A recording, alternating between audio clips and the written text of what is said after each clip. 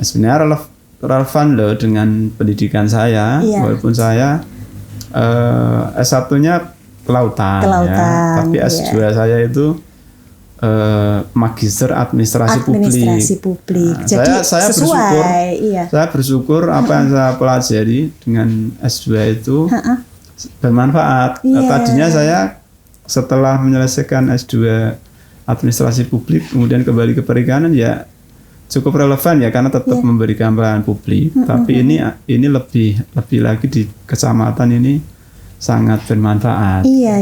Ya, memang, dan di Kecamatan Melongo ini juga dekat laut ya Pak ya? Iya, itu mungkin. Di situ ada ikan juga. Bapak kita ini melihat saya ya ditempatkan di Melongo aja, mungkin gitu. Iya, pas itu. Iya.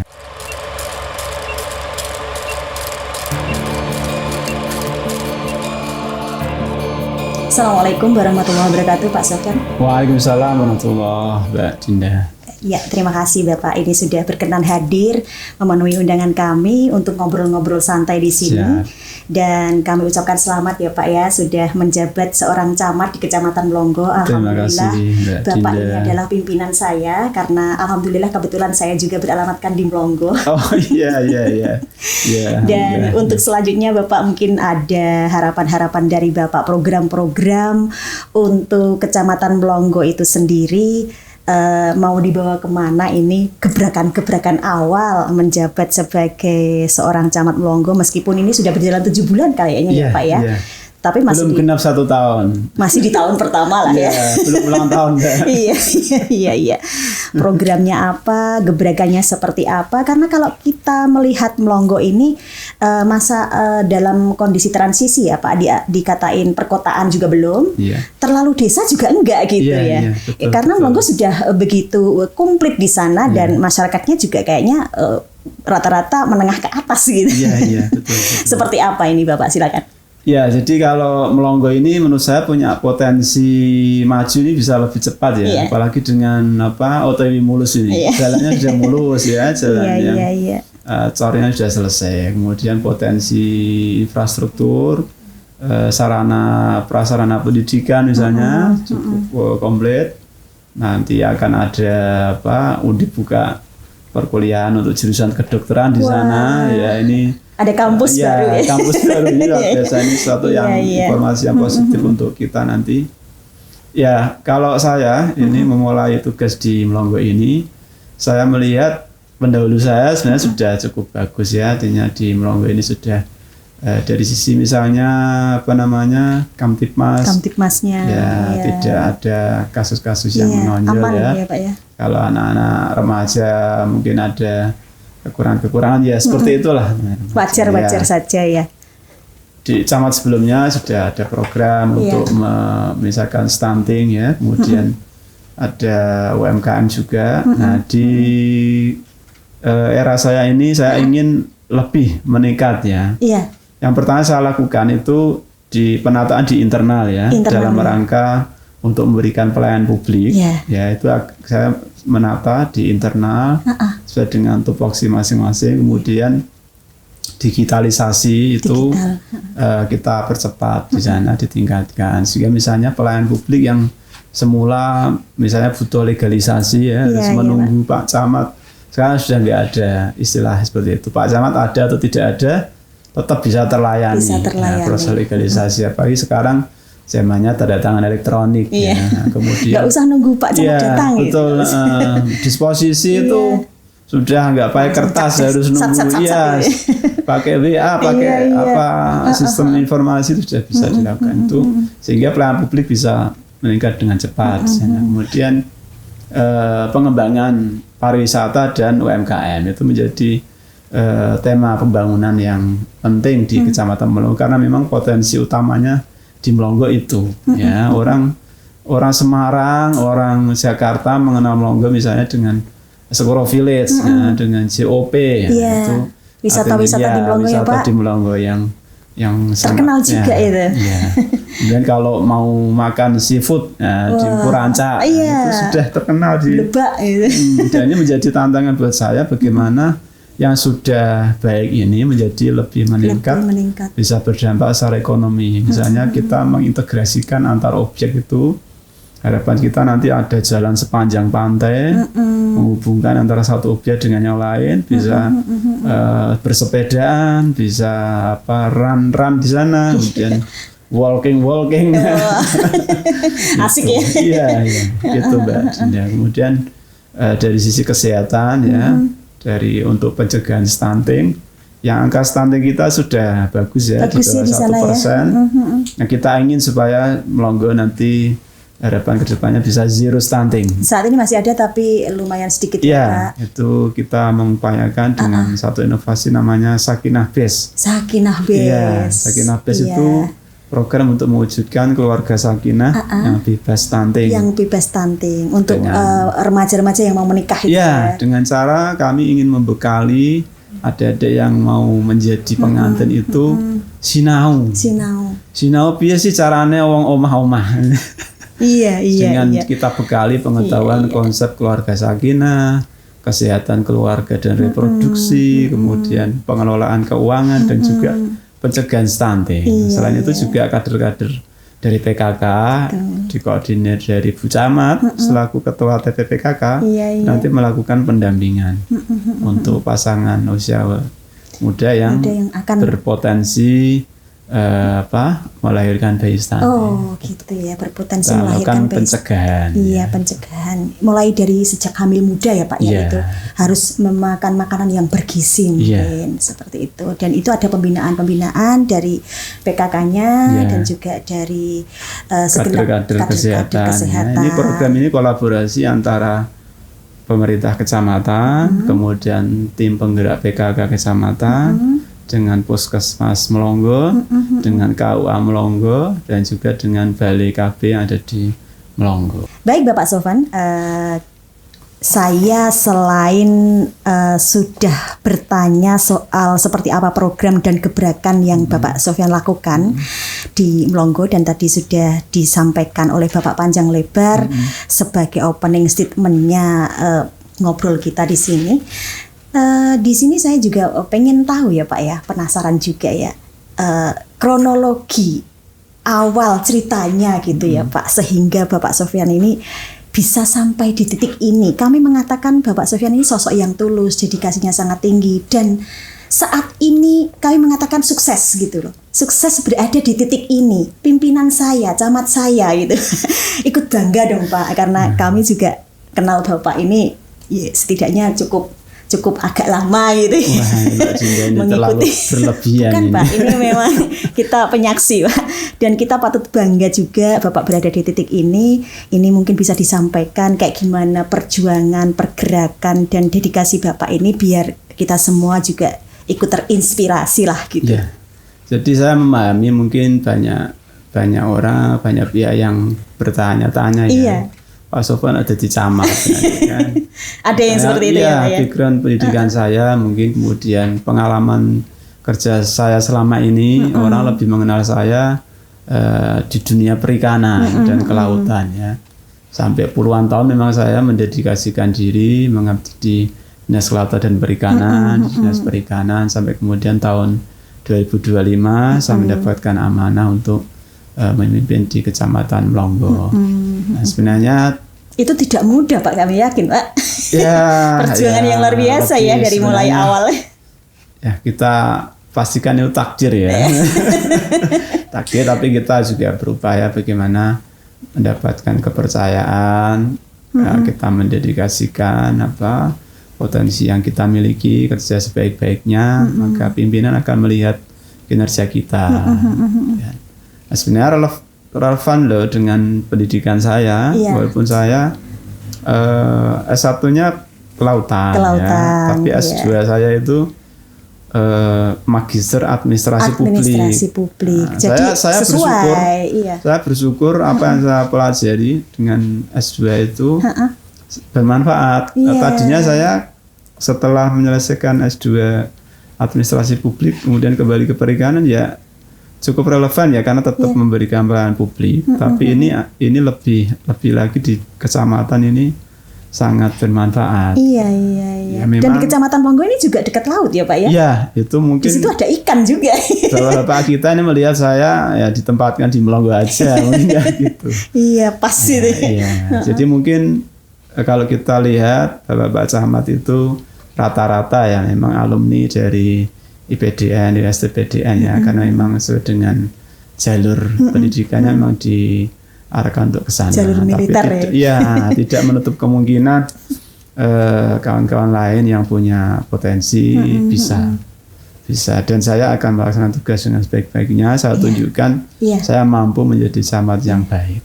Iya, gini Bapak, ada rasa penasaran juga dari saya, termasuk ini mungkin generasi muda juga pengen tahu ya Pak ya, kalau kepala desa kan harus melalui pemilihan gitu ya, dan kayaknya kalau kepala desa harus penduduk asli di desa situ gitu ya. Tapi kalau camat ini kayaknya ditentukan oleh pemerintah begitu, tidak dipilih gitu dan boleh dari daerah lain. Ini perbedaannya seperti apa menurut Bapak Sofyan? Iya, camat itu kan ASN ya, atau pegawai negeri atau pegawai kabupaten ya. Ini ya ditempatkan dimanapun, bahkan perjanjian itu seluruh Indonesia harus siap. Cuma karena ini saya itu pegawai Pemkab Jepara ya, muter-muternya ya insya Allah di lingkup Jepara. Dan saat ini saya ditugaskan di Plonggo. Harapannya ya jangan jauh-jauh. Ini musimnya efisiensi BBM. Iya, efisiensi BBM. Nah, kalau petinggi atau kepala desa itu adalah pimpinan di wilayah desa ya, dipilih secara langsung sesuai dengan undang-undang oleh masyarakat. Nah, saya ditugaskan Pak Bupati untuk mendampingi, mengkoordinasikan ya. Tugas camat itu yang pertama menyelenggarakan pemerintahan umum ya, yang menjadi kewenangan kabupaten, kemudian diserahkan ke kecamatan, misalnya untuk memberikan legalisasi ya, pelayanan administratif umum, kependudukan dan seterusnya. Nah, kemudian petinggi itu ya bertanggung jawab kepada masyarakatnya. Pada rakyatnya. Nah, tidak terus kalau misalnya Pak Camat marahan sama Pak Petinggi terus saya bisa memberhentikan petinggi, nggak bisa. Ya itu bedanya saya gitu. Saya ditugasi Pak Bupati. Kalau Pak Petinggi itu mendapat mandat dari rakyatnya. Iya. Baik Bapak, di sini tadi untuk Bapak sendiri ya, perjuangan yang sangat luar biasa, dedikasi yang sangat keren untuk bisa ditularkan kepada kita semua. Seperti apa Bapak untuk Kecamatan Plonggo sendiri, wisatanya, kemudian kondisinya, apakah memang bisa dipermajukan satu langkah lebih maju? Seperti apa caranya nanti?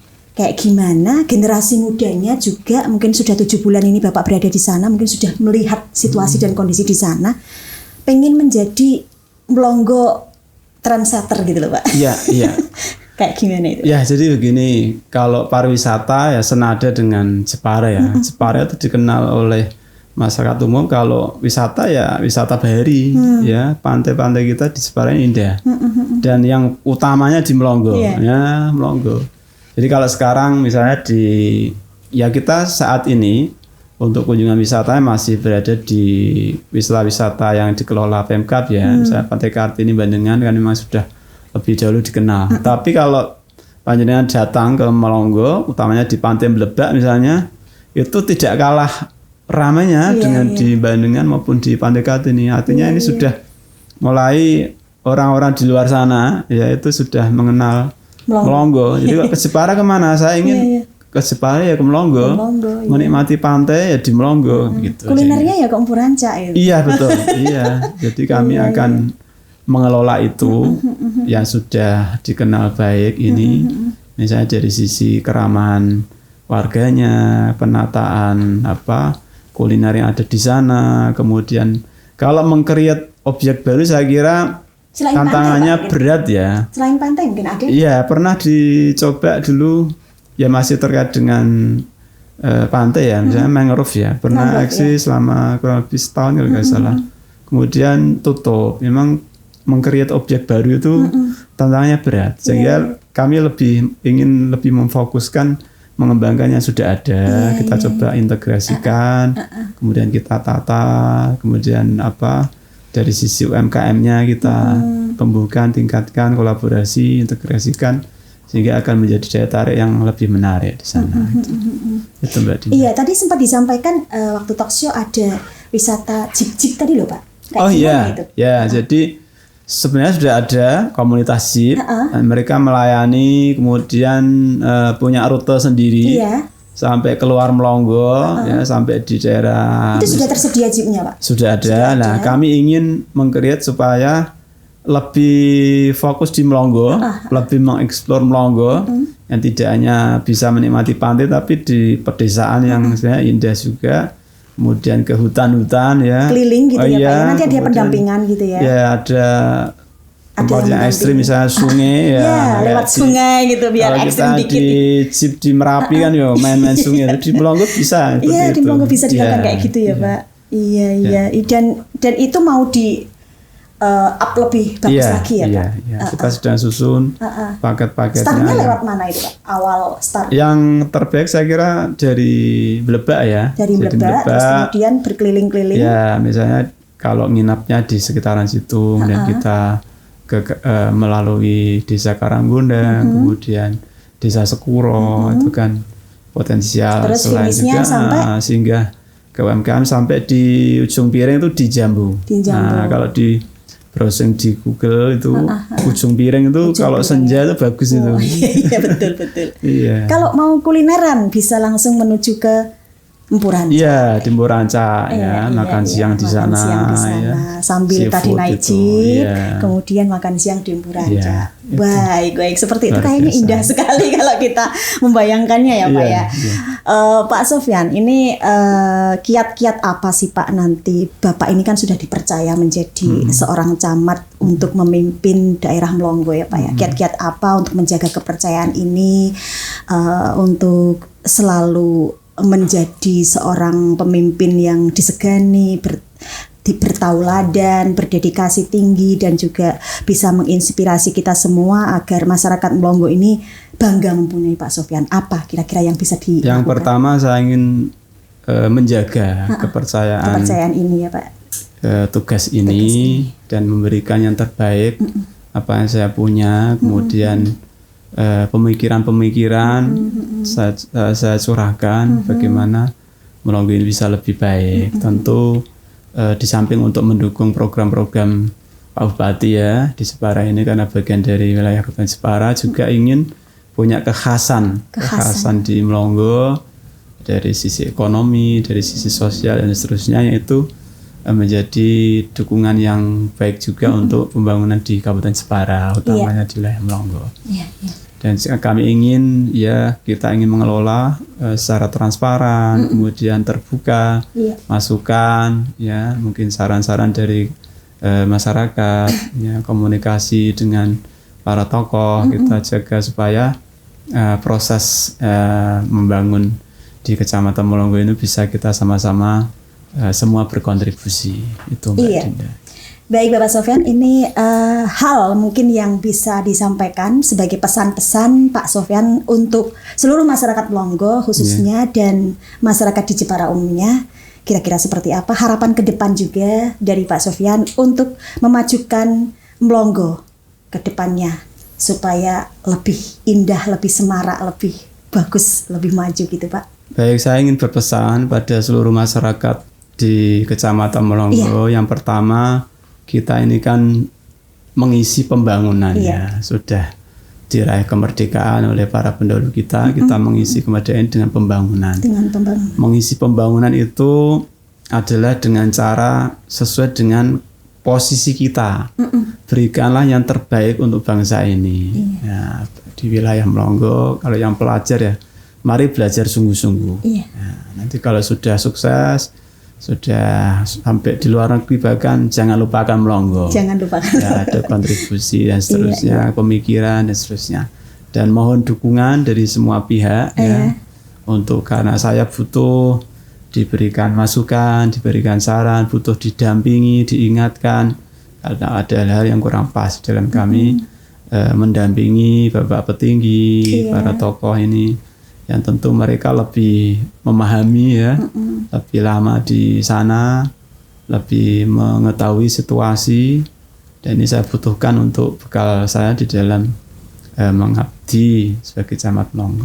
Iya Pak, satu hal lagi Pak, mungkin ada keinginan dari Bapak Sofyan untuk mempublis Kecamatan Melongo, untuk membuat seperti semacam profil Kecamatan Melongo, karena selama ini Melongo belum begitu tersorot ya Pak ya. Kalau iya sudah sih, tapi belum maksimal gitu ya. Kita mungkin bertanya di hal itu karena kita juga sebagai seorang media Pak, mungkin bisa di spill di situ publikasi profil untuk Kecamatan Melongo per desa-desanya, kayak gimana itu Pak, tanggapan Bapak? Baik, terima kasih Mbak. Memang sekarang eranya kan semacam itu ya. Medsos, kemudian kita perlu membuat sebuah profil yang menarik supaya lebih diketahui oleh masyarakat secara luas ya. Kami memang punya rencana yang demikian, bagaimana misalnya medsos kita harus aktif, setiap kegiatan dan program yang kita lakukan bisa dipublikasikan, dan harapan kami memang nanti desa-desa menyajikan profil yang terbaik yang bisa kerjasama dengan tim media misalnya ya. Cuman ya ini di tahun-tahun ini agaknya pemerintah desa ini sedang prihatin Mbak Dinda. Iya, prihatin ya. Prihatin. Contohnya begini ya, misalnya satu desa itu yang biasanya punya anggaran sampai 2 miliar lebih ya dari dana desa itu. Sekarang ini yang sudah positif akan diterima hanya sekitar 300-an juta. Gitu ya, tentu sangat jauh ya. Ya, ada shock itu ya. Apalagi terus disuruh mikir bikin profil ya. Tapi rencana itu ada. Dan saya kira mendapat dukungan yang baik dari teman-teman petinggi ya untuk menyajikan apa yang terbaik, karena ini bisa menjadi satu dokumentasi pengabdian beliau untuk selama menjadi sesepuh, menjadi pimpinan di desanya. Itu Mbak Dinda. Baik Bapak Sofyan, terima kasih. Semoga obrolan ini bisa bermanfaat dan ada tindak lanjut untuk kedepannya. Sama-sama dan Mbak Dinda. Semoga Melongo menjadi daerah yang sangat maju kedepannya setelah dipimpin oleh Bapak Sofyan ini. Masyarakatnya juga adem ayem, tentrem, makmur, gemahan, pahlawan Jinawi harapannya. Ya seluruh Kabupaten Jepara lah. Amin. Terima kasih Bapak Sofyan. Sama-sama. Waalaikumsalam warahmatullahi wabarakatuh.